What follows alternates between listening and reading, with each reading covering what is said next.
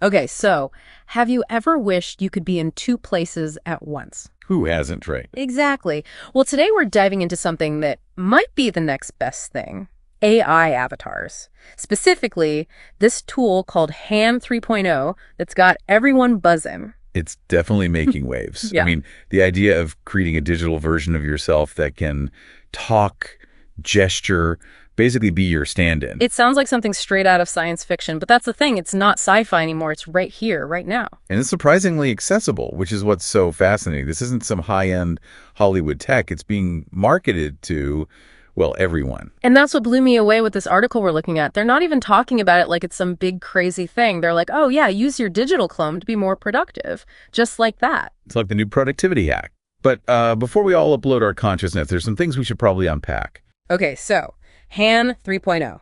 Big picture. You can create a digital clone of yourself, not just a picture, a full-on avatar that can speak and everything. And the article makes it sound as easy as ordering takeout. Well, they make it sound easy, yes. 7 steps is all they claim it takes. But, and this is a big but, there's a lot happening under the hood to make something like that even remotely convincing. Yeah, because I'd imagine there's a fine line between cool, a digital me, and, creeped out by a digital me. Exactly, that uncanny valley effect. Our brains are wired to pick up on even the slightest imperfections in, say, how a face moves when it speaks and if something's off even a little bit. It's unsettling, like those early CGI characters that looked almost real, but not quite. Right. So while the accessibility of Han is impressive, the real test is how well it tackles that realism aspect. So walk me through this 7-step process. How do you go from zero to digital twin? Okay, so step 1 is choosing your plan. Basic, premium, how many minutes, what kind of resolution do you need? Already that tells you something, right? They're thinking mass market subscription model. Just like any other software these days.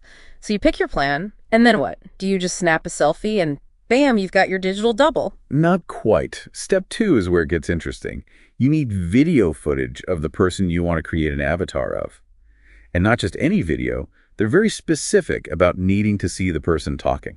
So no using your favorite voice memo to bring back, let's say, a historical figure. Probably not. My guess is the AI needs that visual data of how the mouth moves, the facial expressions, all of it, to map the speech patterns accurately. Makes sense. It's like the AI is learning by watch. Okay, so you've got your video. What's next? Step 3 is all about that training footage. They emphasize good lighting, clear audio, expressive hand movements. It's not just pointing a camera at someone, it's about capturing those nuances we were talking about that make a digital avatar believable. So even with AI, there's still an element of artistry involved. Like you need to be a good director to get good results. Absolutely, and this ties into a lot of research on body language and how we perceive others. Even subtle cues, like a slight tilt of the head or a raised eyebrow, can dramatically impact how we judge someone's trustworthiness, their emotions, everything. It's those tiny details that make us human, really. And it's those details that the AI has to learn to replicate convincingly. Okay, so you've got your perfectly lit and directed training footage. Then what? Then comes the easy part. Step 4, you upload it. Drag, drop, done. Oh. But step 5 is where things get, I guess you could say, responsible. You have to record the person giving consent to have their likeness used to create an avatar. Oh, wow. That's not something you see every day, especially in the tech world. Right. But given the potential for misuse with something like this, think deepfakes and misinformation, having that consent built into the process, that's huge. Absolutely. So you've got your footage, you've got consent, you're basically good to go, right? Almost. Step 6 is where you actually tell your avatar what to say.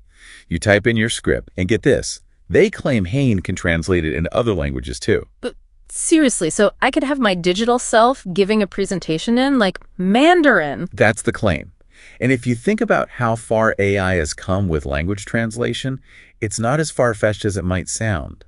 If it can swap English for Mandarin, maybe voices aren't that far behind. That's mind-blowing. Okay, last step. What's the magic button? Step 7, you hit submit, and then supposedly within 10 to 15 minutes, boom, you got your video ready to go. 10 to 15 minutes. That's faster than some takeout places. But realistically, can it be that fast? Processing power has increased exponentially. Think about rendering video on your phone now versus 10 years ago. The difference is incredible. That's true. I remember when it used to take like a whole day just to render a 5-minute video. Exactly. So at this speed, it's a game changer. And that's what this article was really emphasizing, the impact this could have on content creation. They were saying it's going to revolutionize everything. But is that hype, or is this really the future? It has the potential to be huge. Think about it.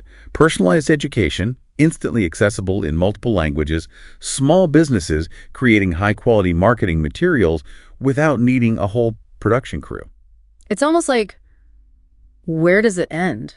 If we can create digital versions of ourselves that are this realistic, what does that even mean for, what makes us human? It's a big question. Yeah. And it's not just a philosophical one. It has real-world implications. Like, how do we ensure this technology is used ethically? What happens to creators whose livelihoods depend on creating content if everyone can just make their own? It's exciting, but it's also a little bit terrifying, to be honest. Absolutely. And it's happening whether we're ready for it or not. Well, I have a feeling we'll be diving back into this topic very soon. But for now, listeners, we want to hear from you. If you could have a digital clone, what's the first thing you'd have it do? Tell us on social media.